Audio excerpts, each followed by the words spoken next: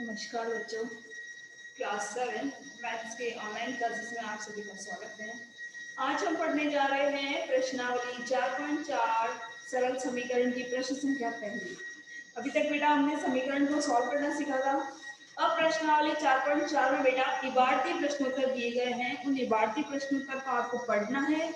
पढ़ने के बाद जैसे जैसे उसमें बताया गया है उन कथनों के अनुसार आपको व्यंजकों को बनाना है, व्यंजकों से समीकरण का निर्माण करना है और फिर आपको उन समीकरणों को हल करके अचरों का मान ज्ञात करना। तो बेटा अब हम प्रश्न संख्या पहला प्रारंभ करेंगे, ठीक है।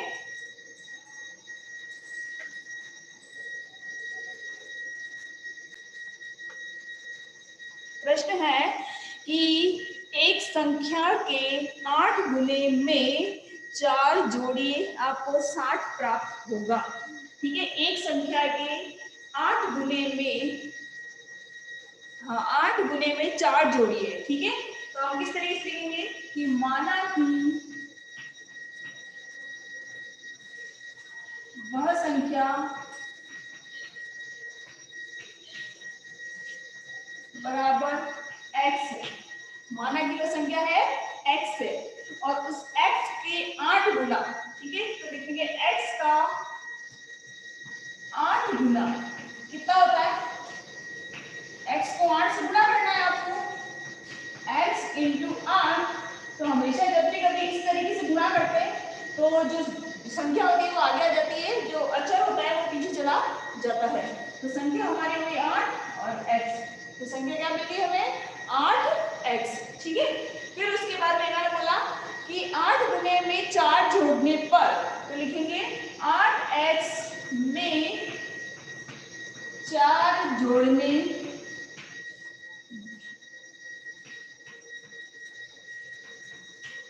4 जोड़ेंगे तो आपका क्या हो जाएगा 8x प्लस 4, ठीक है। 4 जोड़ेंगे तो कितना हो जाएगा 8x प्लस 4। फिर अंत में मैंने बताया तो आपको प्राप्त होगा 60। तो आप ऐसे लिख सकते हैं, तो प्राप्त होता है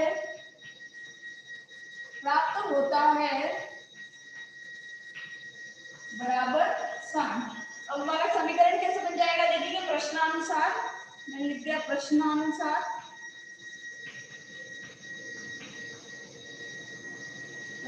हमारा समीकरण बनेगा 8x प्लस 4 बराबर 60। ये हमारा समीकरण बन गया।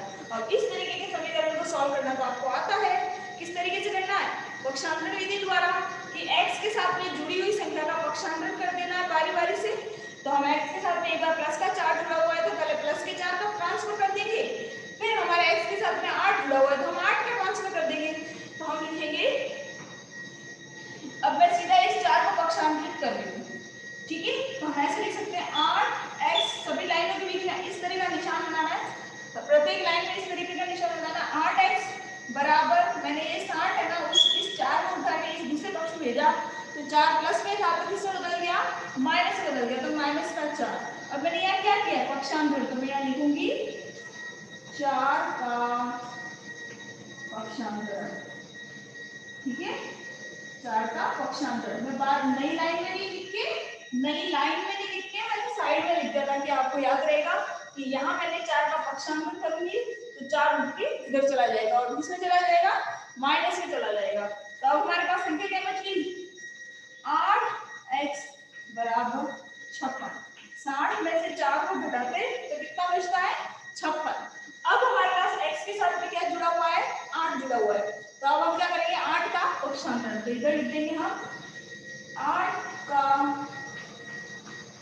पक्षांतर,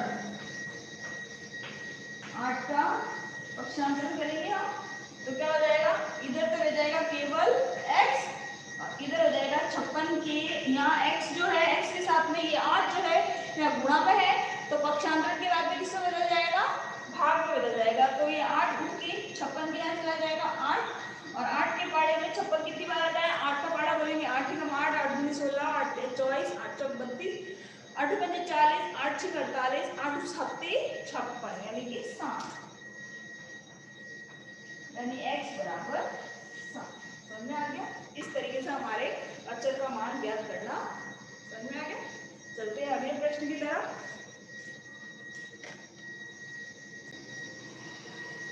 बेटा। अब चलते हैं हम सेकेंड, इसी प्रश्न पहले का ई देख लेते हैं, एक और सिखा देते हैं हम। बहुत सारे सवाल है तो मैं सारे सवाल नहीं समझाऊंगी, मैं एक दो सवाल ही समझाऊंगी आप लोगों को। तो ई प्रश्न में बोला है इन्होंने, मुन्ना ने 50 में से अपनी अभ्यास पुस्तिका की संख्या के तिगुने को घटाया। 50 में से अपनी अभ्यास पुस्तिका की संख्या के तिगुने को घटाया तो उसे परिणाम में 8 प्राप्त हुआ। ठीक है, तो हम इस तरीके से लिखेंगे कि माना कि ये प्रश्न पहले का ई है। ठीक है, तो हम लिखेंगे माना कि अभ्यास पुस्तिका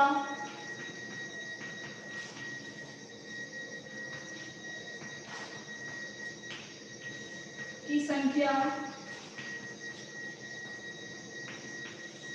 बराबर x। फिर अभ्यास पुस्तिका की संख्या के तिगुने से, तो हमने लिखा कि x के तिगुना, तो x का तिगुना कितना हो जाएगा, 3 इंटू एक्स बराबर 3x।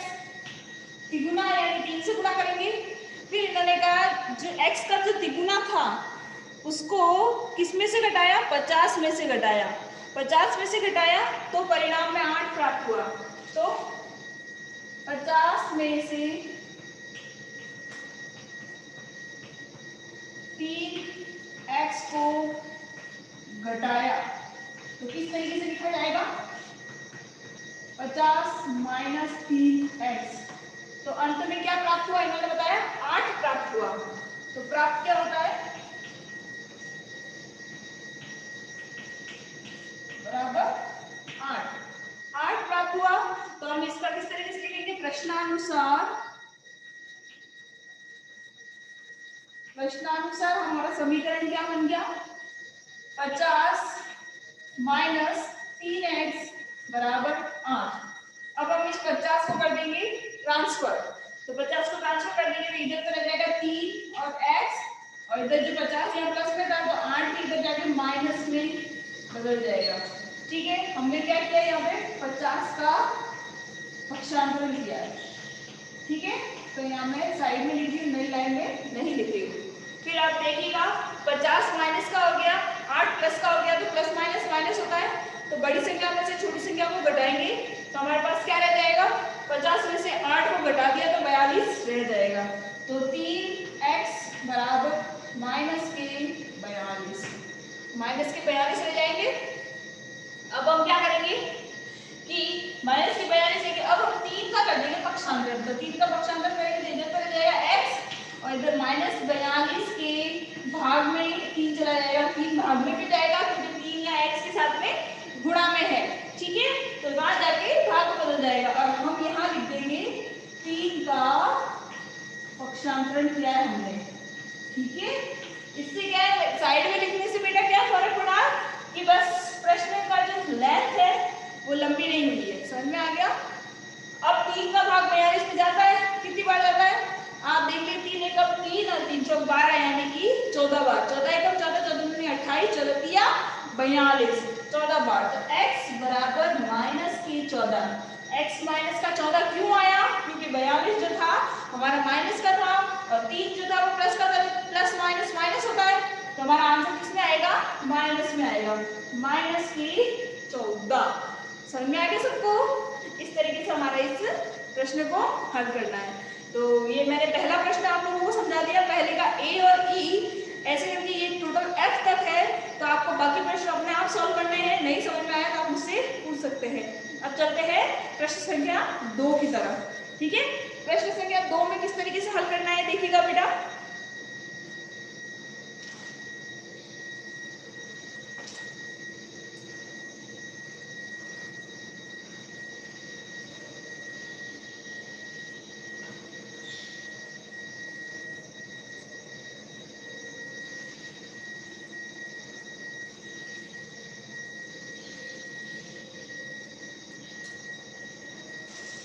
प्रश्न संख्या 2 को देखना बेटा,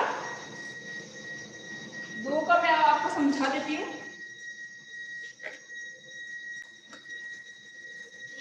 दूसरे का देखिएगा बेटा, दूसरे का पहला, यानी कि ये मैं सिखा देती हूँ आप लोगों को, देखिएगा। दूसरे का पहला ये बताया इन्होंने, अध्यापिका बताती है कि उनकी कक्षा में एक विद्यार्थी द्वारा प्राप्त किए गए अधिकतम अंक, ठीक है, उनकी कक्षा में एक विद्यार्थी द्वारा प्राप्त किए गए अधिकतम अंक यानी हाईएस्ट मार्क्स प्राप्त किए गए न्यूनतम अंक का दुगुने से 7 अधिक है। 7 अधिक है, न्यूनतम अंक के दुगुने से 7 अधिक कितने हैं? अधिकतम अंक है, ठीक है। और फिर अंत तो हमें बताना है, और अंत में बता दिया इन्होंने अधिकतम अंक 87 है, तो आपको बताना न्यूनतम अंक कितने हैं। तो हम इस तरीके से लिख सकते हैं कि माना कि जो ज्ञात करना होता है बेटा, न्यूनतम अंक ज्ञात करना है, तो न्यूनतम अंक हम कैसे लिख देंगे? x बना देंगे। माना कि न्यूनतम अंक बराबर x, फिर इन्होंने कहा न्यूनतम अंक के दुगुने से 7 अधिक अधिकतम अंक है, तो ऐसे कि न्यूनतम अंक x है का दुगुना आपको पता करना है, दुगुना, ठीक है, दुगुना पता करना है, तो x इंटू 2 यानी कि 2x, फिर उससे क्या अधिक है? 7 अधिक है, तो लिखेंगे 7 अधिक है, तो उसको किस तरीके से लिख सकते हैं? 2x प्लस 7, 2x प्लस 7, ठीक है। तो फिर इन्होंने बताया कि अधिकतम अंक कितने हैं, तो लिखेंगे अधिकतम अंक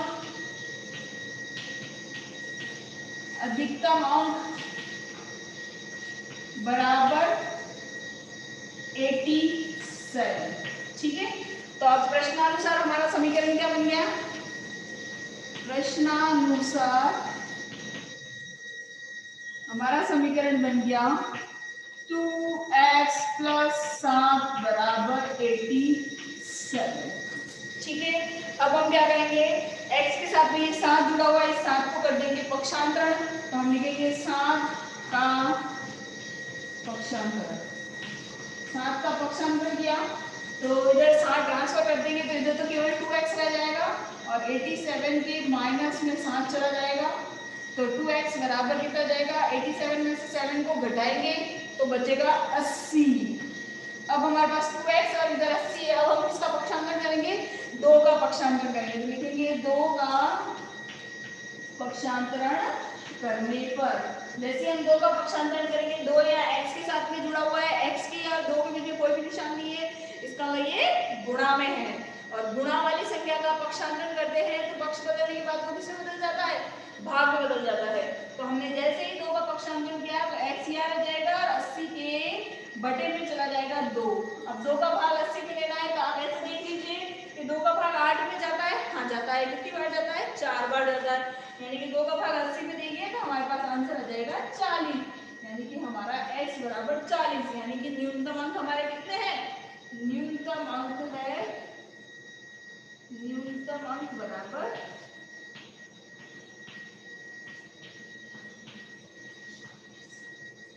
ठीक है। इस तरीके से इस प्रश्न को हल करना है।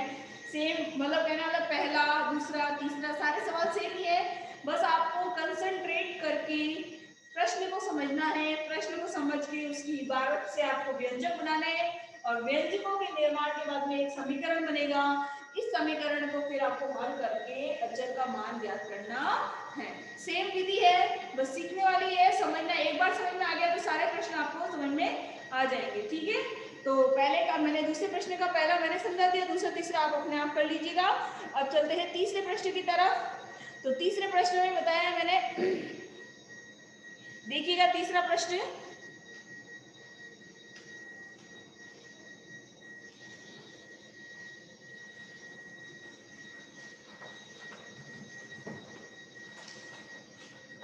हम अभी तीसरा प्रश्न हल करेंगे बेटा।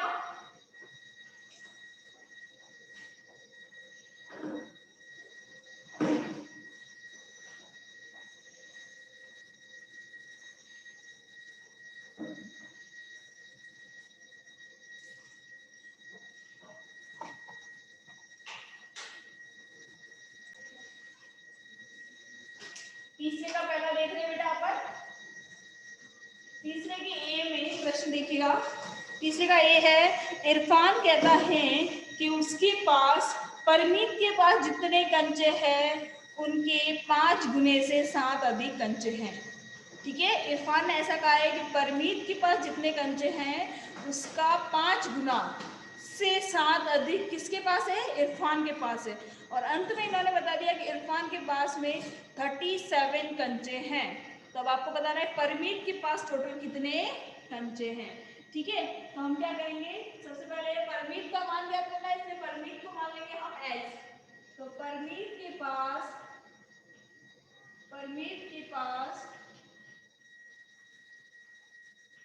कंचों की संख्या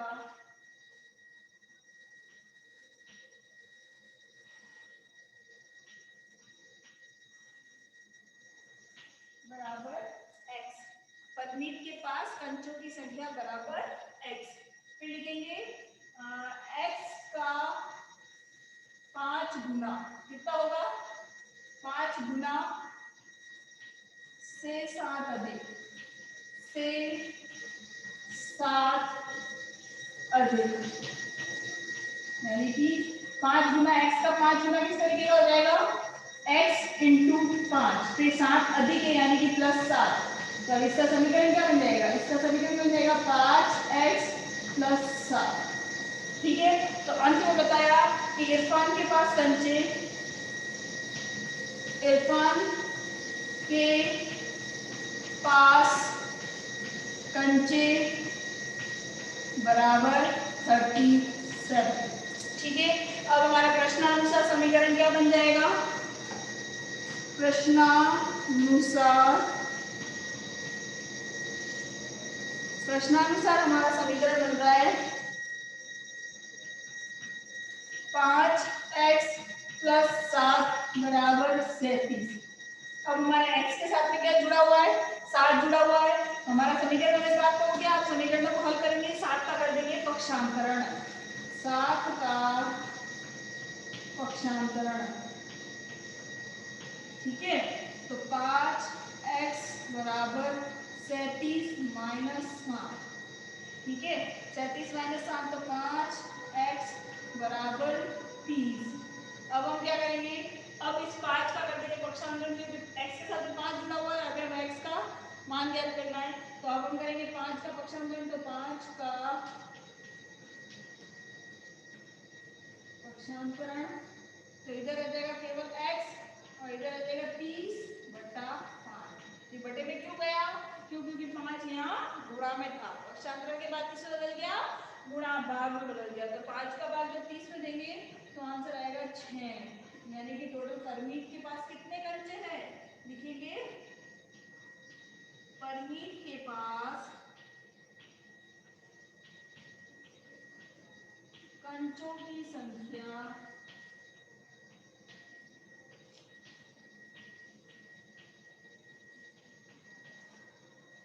बराबर 6 है। परमीत के पास कंचों की संख्या 6 है। समझ में आ गया। अब इसी के साथ हमारा ये थर्ड क्वेश्चन खत्म होता है।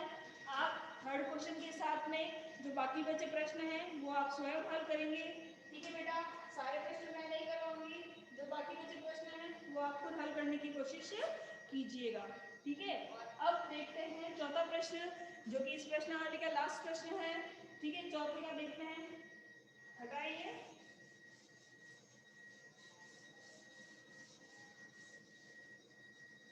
चौथा प्रश्न बेटा एक पहेली के जैसा दिखाया गया है। उस पहेली को आपको हल करना है, उस पहेली को पढ़कर आपको एक समीकरण बनाना है और फिर उस समीकरण को हल करने की कोशिश करना है। ठीक है, बहुत ही मजेदार क्वेश्चन है, देखते हैं कैसा है। चौथा प्रश्न, ठीक है, चौथा प्रश्न देख रहे हैं। चौथा प्रश्न बताया है, मैं एक संख्या हूं। पहेली क्या है, मैं एक संख्या हूं, मुझे 7 बार लो। मैं एक संख्या हूं, अब हमें नहीं पता वो संख्या कैसी है, तो हमने ले लिया x। ठीक है, x y z p q कुछ भी ले सकते हैं। तो मैं एक संख्या हूं, तो संख्या को बेटा n के रूप में दर्शाते हैं। तो मान लीजिए वो संख्या है n, उसको क्या लेना है, 7 बार लेना है, यानी कि 7 बार लो तो 7 से कर लो गुणा, ठीक है, यानी कि 7n। फिर इन्होंने बोला है और एक 50 जोड़ो और उसके अंदर 50 को जोड़ दो, ठीक है। तो एक तिहरे शतक तक पहुंचने के लिए, शतक क्या होता है बेटा, 100। आपने कहा क्रिकेट के अंदर जो क्रिकेटर्स होते हैं वो बैटिंग करते हैं तब शतक लगाते हैं, अर्धशतक 50 होता है और शतक यानी 100 होता है। तो वो बता रहे हैं तो तिहरे शतक यानी कि 300 पहुंचने तक 40 रह जाते हैं, यानी 300 पहुंचने तक अभी तक 40 कम रह जाते हैं। इस तरीके से आपको उस पहेली को हल करना है। तो लिखेंगे माना कि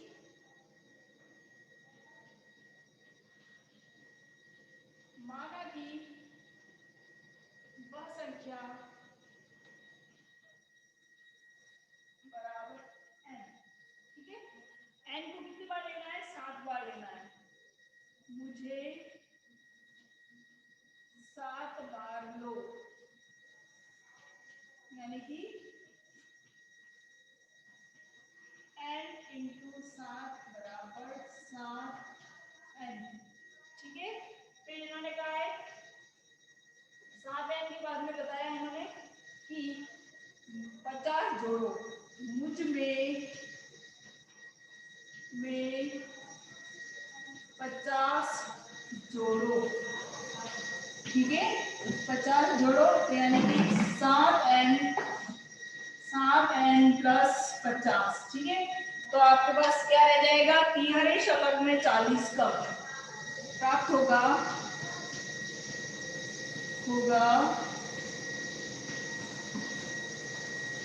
तिहरे शतक में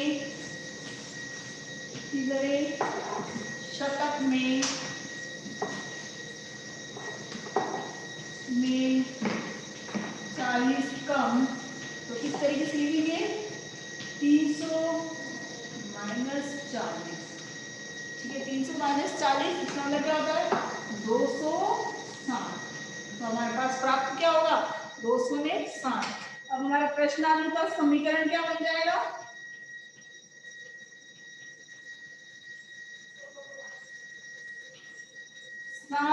n प्लस 50 बराबर 260, ठीक है।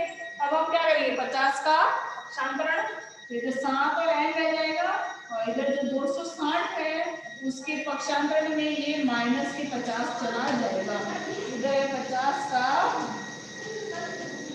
पक्षांतरण, 50 का पक्षांतरण।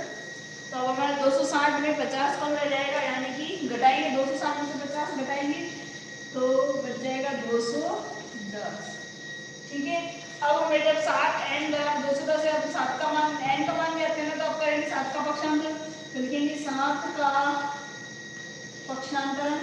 जैसे हम 7 का पक्षांतरण करेंगे, 7 यहाँ गुणा में है तो वहां जाके भाग में बदल जाएगा और भाग में बदलते ही बटे में चला जाएगा।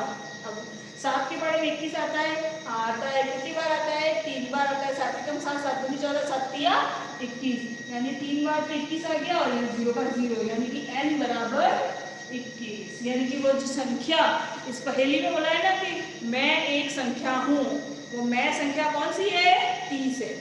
समझ में आ गया सबको। इस तरीके से ये भारतीय प्रश्न के द्वारा आपको समीकरणों को हल करना है, बहुत ही अच्छे से मतलब समझ में आ गया होगा आपको। अभी तक नहीं समझ में आया तो आप फिर से मुझसे क्वेरी कर सकते हैं। और इसी के साथ आज हमारा ये चौथा चैप्टर सरल समीकरण पूरा फिनिश होता है। नेक्स्ट वीडियो द्वारा हम नई प्रश्नावली प्रारंभ करेंगे, ठीक है। आज की क्लास यहीं खत्म होती है।